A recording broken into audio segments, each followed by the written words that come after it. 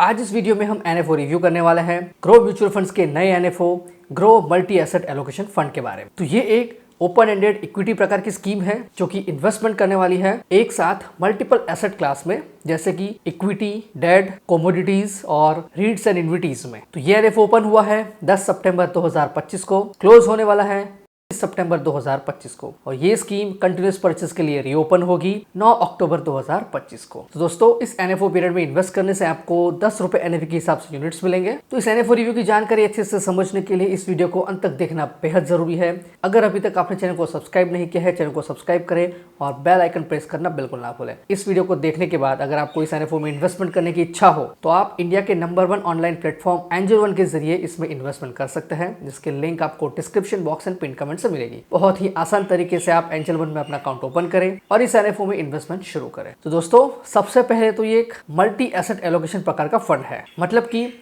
इस एनएफओ में एक साथ मल्टीपल एसेट क्लास में इन्वेस्टमेंट होने वाला है। और वो एसेट क्लास है equity, debt, gold and silver जैसी commodities and REITs and InvITs, यानी कि real estate investment trust and infrastructure investment trust, यानी कि रियल एस्टेट में भी इन्वेस्टमेंट होने वाला है। दोस्तों, अब बात यह है कि सभी एसेट क्लास में एक साथ इन्वेस्टमेंट क्यों करना चाहिए, इससे क्या फायदा हो सकता है। दोस्तों, ये जो सभी एसेट क्लास है, सबका परफॉर्मेंस अलग अलग होता है। अलग अलग समय में अलग अलग एसेट क्लास अलग अलग परफॉर्मेंस देता है। जैसे कि बुल मार्केट में इक्विटी अच्छा परफॉर्मेंस देता है, बेयर मार्केट में डेट और कमोडिटीज का अच्छा परफॉर्मेंस होता है। तो इस टेबल में देखिए, इस टेबल में आपको जानकारी मिलेगी कि 2010 से लेकर 2024 के बीच में कौन से एसेट क्लास का क्या परफॉर्मेंस था। मतलब कि कौन सा एसेट क्लास ने टॉप किया था, मतलब कि कौन सा एसेट क्लास का परफॉर्मेंस टॉप पर था, किसका बॉटम में था। जैसे कि 2010 की बात करें तो सिल्वर ने टॉप किया था, सेकंड नंबर पर है गोल्ड, थर्ड नंबर पर है डोमेस्टिक इक्विटीज और 4 नंबर पर है डोमेस्टिक डेट। उसी तरह से आप देख सकते हैं कि 2012, 13, 14 में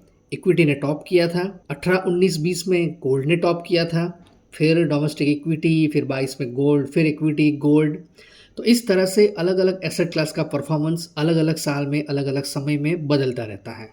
तो हमें नहीं पता होता है कि कौन से समय में कौन सा एसेट क्लास अच्छा परफॉर्मेंस दे सकता है। तो सभी का फायदा एक साथ उठाने के लिए सभी एसेट क्लास में एक साथ इन्वेस्टमेंट करना एडवाइजेबल है। जब मार्केट में तेजी होगी तब इक्विटी का परफॉर्मेंस अच्छा होगा, वो अच्छा रिटर्न देगा। जब मार्केट में मंदी होगी, यानी कि मार्केट डाउन होगा, तब जो डेट का पोर्शन है वो पोर्टफोलियो को ज्यादा नेगेटिव होने से रोकता है, और जो कमोडिटीज है वो थोड़ा सा अच्छा रिटर्न देने में हेल्प करता है। तो इस तरह से ये जो मल्टी एसेट एलोकेशन फंड है, ऑल वेदर फंड या तो फिर ऑल सीजन फंड इसे कह सकते हैं। तो अब हम एक ग्राफ के जरिए देखेंगे कि ये डाउन मार्केट में कैसे सपोर्ट करता है। इस ग्राफ के अंदर जो मार्केट क्रैश है उसमें इक्विटी और मल्टी एसेट एलोकेशन दोनों स्ट्रेटेजी के परफॉर्मेंस के बारे में बात की। तो इस ग्राफ को देखिए, इस ग्राफ में पहला ग्राफ है 2011 का मार्केट क्रैश। उसमें इक्विटीज यानी कि निफ्टी 500 का रिटर्न था -27.90, यानी कि करीब 28% जितना माइनस में, जबकि मल्टी एसेट का रिटर्न था -11.39%। उसी तरह से कोविड क्रैश की बात करें तो इक्विटी का रिटर्न था -31.37% और मल्टी एसेट का रिटर्न था -19.88%, यानी कि करीब -20%। और 2024 FIR सेल आउट इक्विटी का रिटर्न था -17.76%,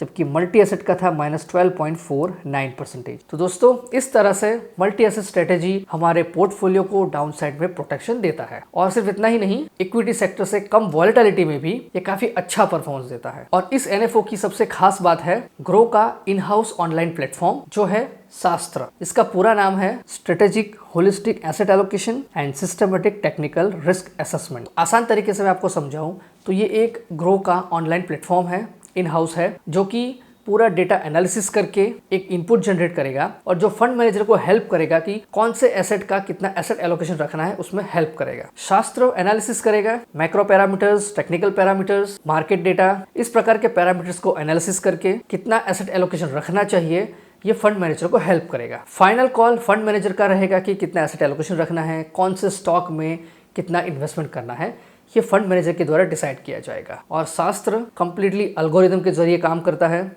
उसमें ह्यूमन इमोशंस बिल्कुल भी नहीं है। तो ये सिर्फ टेक्निकल डेटा को एनालिसिस करके आउटपुट जनरेट करता है। तो इससे फंड मैनेजर काफी अच्छा परफॉर्मेंस दे सकता है। तो बात करेंगे इस एनएफओ के एसेट एलोकेशन के बारे में। तो यहाँ पर 40 से लेके 80% तक का इन्वेस्टमेंट हो सकता है equity and equity related instruments में, 10 से लेके 35% तक का इन्वेस्टमेंट हो सकता है debt and money market instruments में एंड गोल्ड एंड सिल्वर जैसी कमोडिटी। और यहाँ पर कुछ पोर्शन में रीट्स एंड इन्विटीज में भी इन्वेस्टमेंट होने वाला है, लेकिन ये सारे कॉल्स फंड मैनेजर के द्वारा लिए जाएंगे। अगर आप इस एनएफओ में इन्वेस्टमेंट करना चाहते हैं तो मिनिमम एप्लीकेशन अमाउंट है 500 रुपए और ₹1 के मल्टीपल्स में। मिनिमम मंथली एसआईपी भी कर सकते हैं आप 500 रुपए और ₹1 के मल्टीपल्स में। यहाँ पर एसआईपी, एसटीपी, एसडब्ल्यूपी सारी फैसिलिटीज अवेलेबल है। प्लान एंड ऑप्शन की बात करें तो डायरेक्ट एंड रेगुलर दोनों ही प्लान्स, ऑप्शन में growth and income distribution come capital withdrawal, उसमें भी पे आउट एंड इन्वेस्टमेंट, सारे प्लान एंड ऑप्शंस इस एनएफओ में इन्वेस्टमेंट के लिए अवेलेबल है। लोड स्ट्रक्चर की बात करें तो एंट्री लोड एप्लीकेबल नहीं है, लेकिन एग्जिट लोड में यूनिट अलॉटमेंट से 30 दिन के अंदर कुछ भी रिडम्पशन या स्विच किया